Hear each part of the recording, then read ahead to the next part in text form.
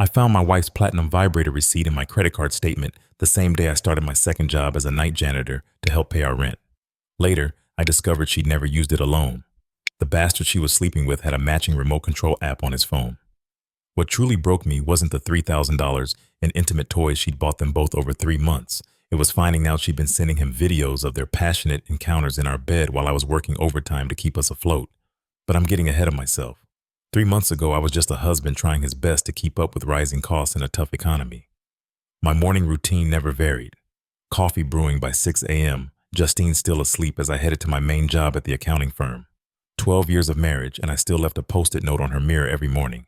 Have a beautiful day, love you. The apartment's rent had jumped 30% when we renewed the lease in January, but Justine complained about moving away from the neighborhood she loved, so I decided to her happy and stay make a sacrifice. I picked up evening janitorial work at the local high school. Just temporary, I promised her, until we have more savings. She'd smiled that familiar smile, the one that used to make my heart skip, and said she believed in me. Looking back, I should have noticed how she'd started dressing differently for her real estate job. Designer blazers replacing her usual business casual, perfume lingering stronger than before. But I was proud of her success, her growing client list. When she began having more evening showings, I chalked it up to ambition. My Justine, so dedicated to her work that she'd silence her phone during showings. Can't risk interrupting a potential sale. The same phone that now chimed constantly with messages she'd quickly delete. The same dedication that kept her at the office late, even on weekends. The first credit card alert came on a Tuesday, a $500 charge at La Perla. When I mentioned it that night, she kissed my cheek and whispered, "Just wait until you see what I bought us, love." I believed her. God help me, I still believed her. The La Perla lingerie never made it to our bedroom. Instead, I found the crumpled receipt in my car. Justine had borrowed it last week for a big showing. The receipt was dated 3 weeks ago, and the handwritten note on the back wasn't meant for me. Wear this tonight. Can't wait to peel it off you. M. My hands trembled as I pulled up our credit card app. The La Perla charge was just the beginning. Cartier, Gucci, Ruth's Chris Steakhouse charged twice in one night. Once at 6 p.m., once at 9 p.m. Different locations. A weekend when I'd been deep cleaning the school gymnasium. There must be a mistake, I muttered, dialing the credit card company. No mistake. The latest statement showed we were $2,800 over limit. My stomach lurched at the interest charges alone. That evening, I waited at the kitchen table, statements spread out before me. Justine breezed in at 8:30, cheeks flushed, wearing a blazer I'd never seen before. "We need to talk about the credit card charges," I said quietly. She froze for just a moment before her realtor smile slipped into place. "Oh, honey, those are all business expenses. You know how it is. Have to wine and dine the luxury clients. I'll expense them all back." "Since when does your firm reimburse for La Perla?" My voice stayed steady, even as my world tilted sideways. "Or Cartier? Are you monitoring my purchases?" Her voice rose sharply.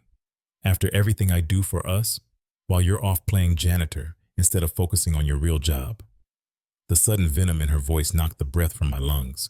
She'd never spoken to me like this, like I was beneath her. "I took that job for us," I started, but she was already storming toward our bedroom. "I can't deal with this right now. I have an early showing tomorrow. We'll talk about your trust issues another time." The bedroom door slammed. Through the wall, I heard her phone buzz once, twice, 3 times. I opened my laptop and began taking screenshots of the credit card statements. Something told me I'd need them. I didn't sleep that night, my mind racing through 12 years of memories, searching for signs I'd missed. When had my Justine become this stranger who spat the word janitor like it was poison? The next morning, her side of the bed was empty.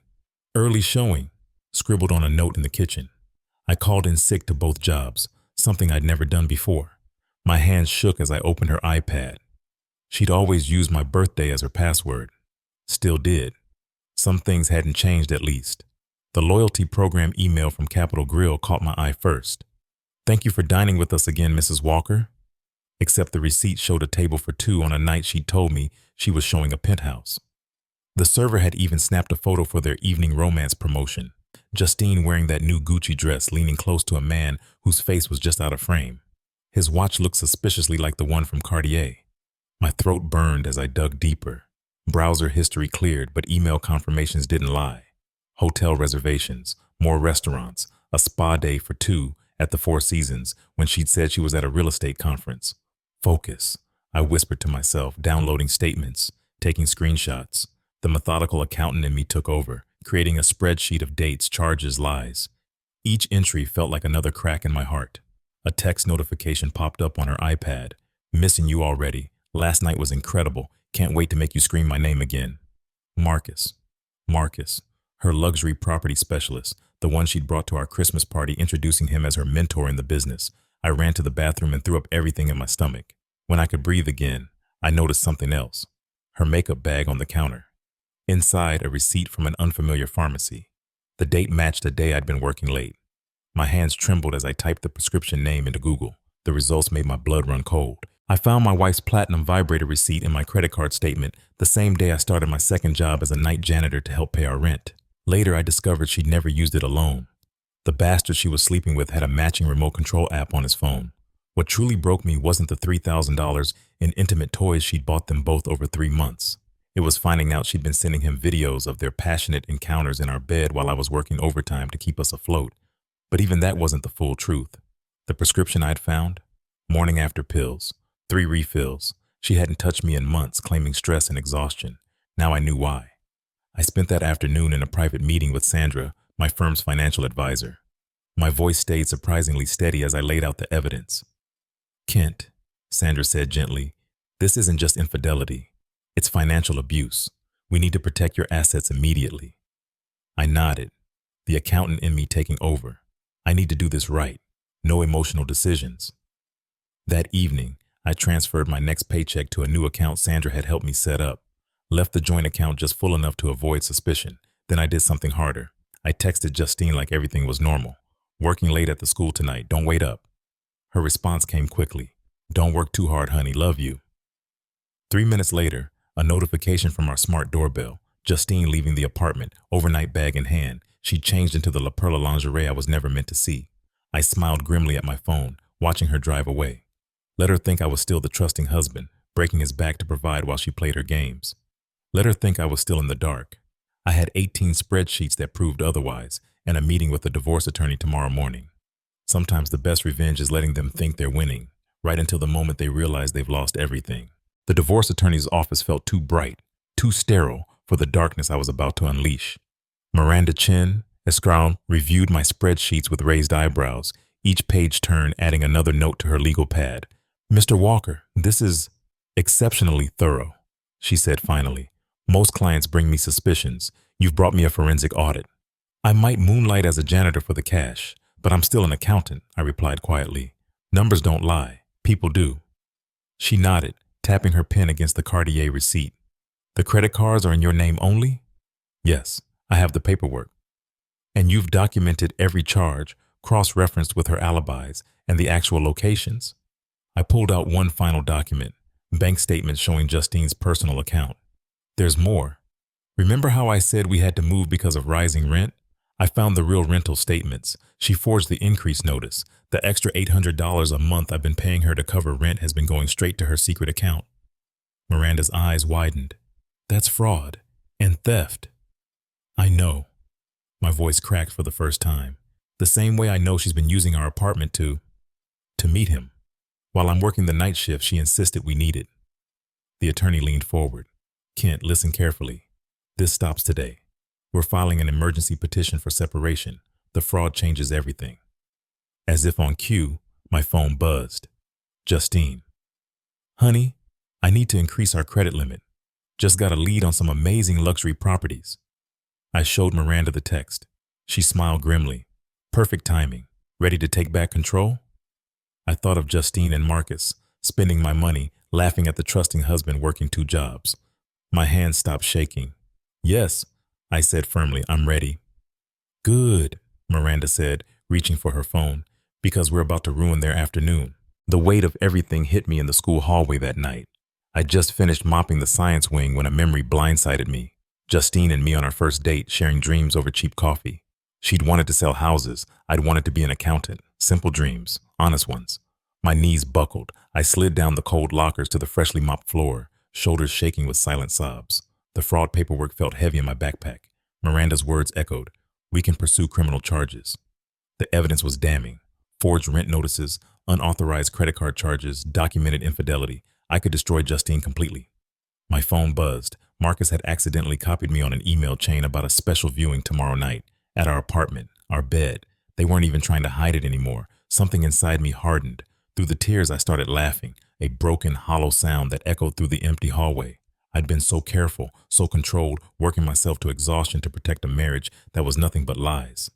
Mr. Rodriguez, the head janitor, found me there. He didn't ask questions, just helped me up and poured coffee from his thermos. My wife did the same. He said quietly, 15 years ago. Sometimes the best revenge is living well. I stared into the coffee, seeing my reflection in the dark liquid. The man looking back wasn't a victim anymore. He was a survivor with an accountant's mind and 12 years of betrayal to settle. No more night shift, I told Rodriguez. I've got a different job to focus on now. He nodded, understanding in his eyes.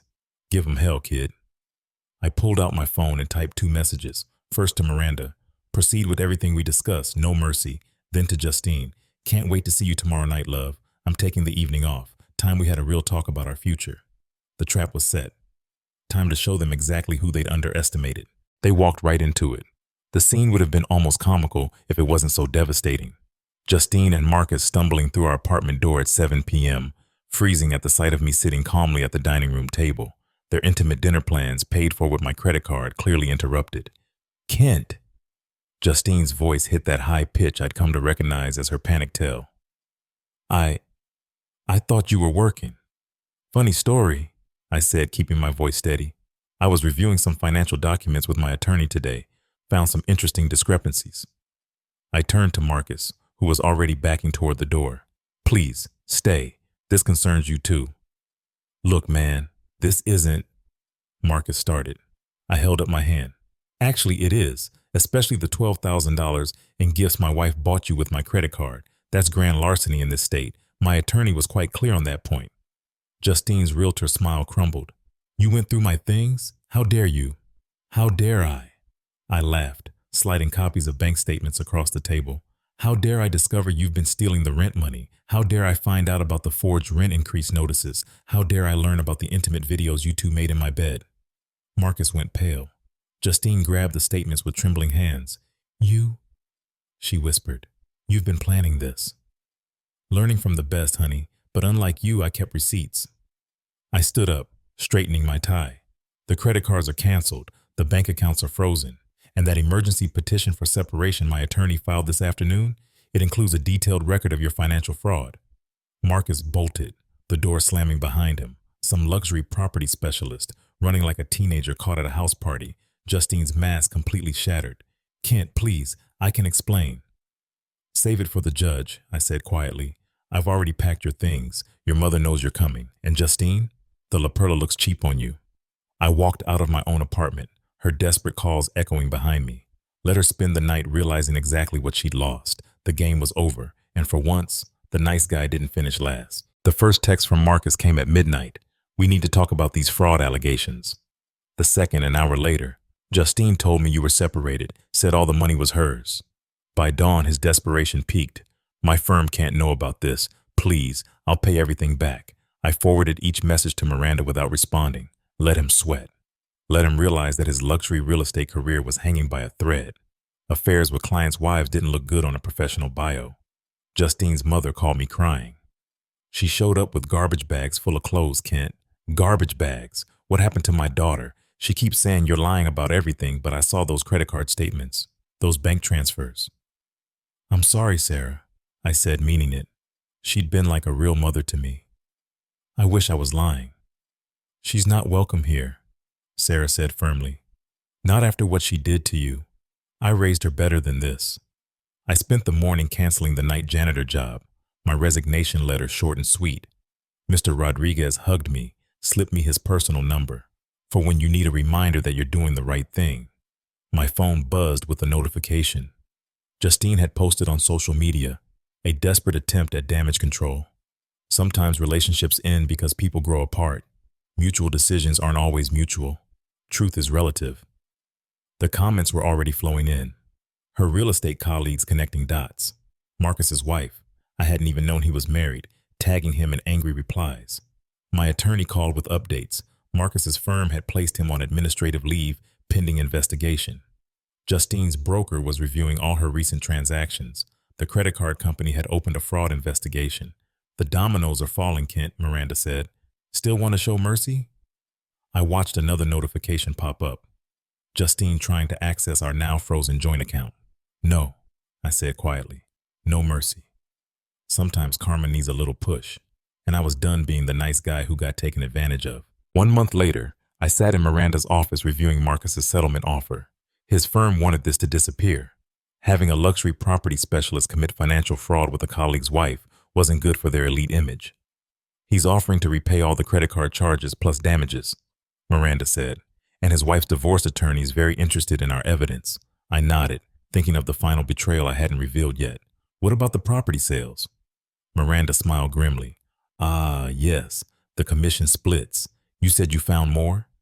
I pulled out my final piece of evidence, documentation showing that Justine and Marcus had been manipulating property sales, splitting extra commissions on houses they'd undervalued and sold to their friends. They then helped those friends flip the properties for massive profits, taking cuts under the table. Found this when I was organizing our tax documents. I said quietly, they weren't just betraying me. They were behind a big scheme and screwing over a lot of people. Miranda's eyes widened as she reviewed the papers. This is at best totally unethical and at worst real estate fraud, Kent. This will end both their careers. Are you sure? I thought of Justine's social media posts painting me as the villain, of Marcus's attempts to buy my silence, of all those nights I'd mop floors while they laughed at my trust. Send it to the real estate board, I said firmly, and the district attorney, no more letting them hurt people. You know this means criminal charges could happen. I know. I stood up, straightening my tie. My accountant's armor. Sometimes doing the right thing means being the bad guy. Miranda nodded, reaching for her phone. I'll make the calls. As I left her office, my phone buzzed one last time. Justine. I miss you. Can we talk? I made mistakes, but we can fix this. I blocked her number without responding. Some mistakes can't be fixed. Some betrayals don't deserve forgiveness. And some nice guys finally learned to choose justice over mercy. 6 months later, I stood in my new apartment overlooking the city reading the morning's headline. Luxury real estate scandal leads to criminal charges. Justine and Marcus had both pled guilty to multiple fraud charges. Their careers were over, their reputations destroyed. But that wasn't what made me smile. My new accounting firm specialized in forensic financial investigations. Turns out being the whistleblower who uncovered a major real estate fraud scheme made for one hell of a career pivot. I just made partner, youngest in the firm's history. Mr. Rodriguez had invited me to dinner to celebrate. See? He'd said, raising his glass. Living well really is the best revenge. My phone buzzed with a text from Sarah, Justine's mother. The divorce was finalized today. You're officially free, son. We're still your family if you want us. I did want them. They were the silver lining in all of this. The family that chose me over their own daughter's lies. The last box from my old apartment sat on my new kitchen counter. Inside, that final post-it note I'd left on Justine's mirror. Have a beautiful day. Love you. I'd been so blind, so trusting, but not anymore. I crumpled the note and threw it away. My new bathroom mirror held a different message, written to myself. Trust but verify, then thrive. The morning sun caught my reflection. No more shadows under my eyes, no more weight of deception on my shoulders. I'd lost a cheating wife, but found something more valuable, self-respect. My phone buzzed again. A colleague needed help investigating another potential fraud case. I smiled, grabbing my keys. Yesterday's trusting husband was gone. In his place stood a man who'd learned the hardest lesson. Sometimes you have to walk through hell to find yourself again. And I'd emerged from those flames stronger, wiser, and finally genuinely free. Not just surviving, thriving. And as usual, that was a lot. Make sure you subscribe and turn on the notification bell so you never miss a story. See you in the next one.